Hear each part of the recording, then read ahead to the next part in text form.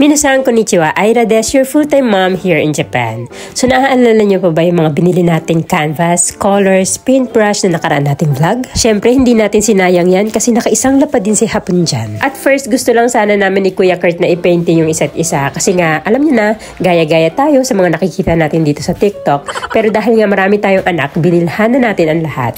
Naku, ang tagal ko nang hindi nagdo-drawing, kaya ko kaya to?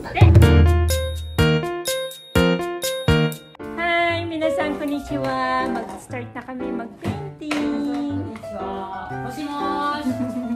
So dahil nga 1 month lang si Kuya Kurt dito, naisip namin i-painting yung isa't isa kasi siya na lang yung walang portrait sa bahay. Si Misaki-chan meron, si Yui-chan saka si Kaoru-chan meron din kaming buong pamilya. Kaya naman si Kuya Kurt naisip ko, mag-painting nga tayo. Kasi nga bukod sa gaya-gaya tayo, feeling ko kaya naman ang talent ko na i-drawing si Kuya Kurt natin. Uy, pasensya na kayo, medyo garalgal yung boses natin today kasi nga medyo sinisipon at inuubo po tayo.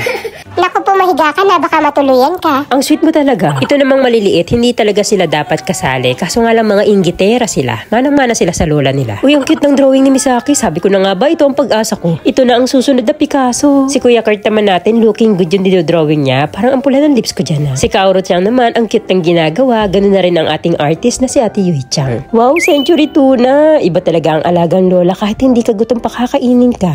Uy, hindi pa ako tapos. Pakitingin nga muna yung mga anak ko.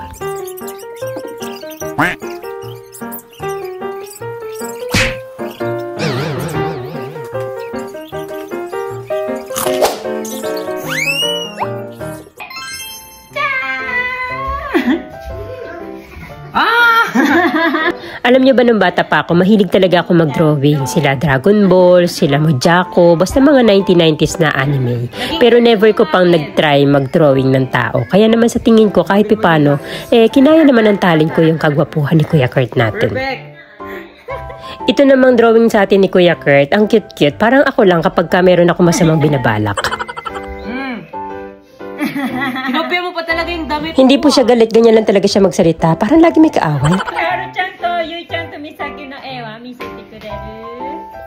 Yung painting naman ni Misaki-chan natin, naging ganito na kasi binaboy niya yung una niyang gawa. Ang cute-cute pa naman. Nabasa niya siguro yung laman ng isip ko na pagkakakitaan ko siya pagka naging child prodigy siya. Kaya hinugasan niya ni agency at ginawa na lang nilang purple na may heart. Yung kay Ate Kaoru-chan naman natin, super cute. Ang galing ng arts, no? Yung personality natin, nagre-reflect sa works natin. Ito naman yung kay Ate Yui-chan, girly talaga, may ulap pa. Para sa mga gustong bumili ng aming painting, tumawag lang kayo sa 0906-012-3456. Joke lang! Marami na naman akong i-display sa bahay namin. Thank you for watching. See you sa next vlog. Bye!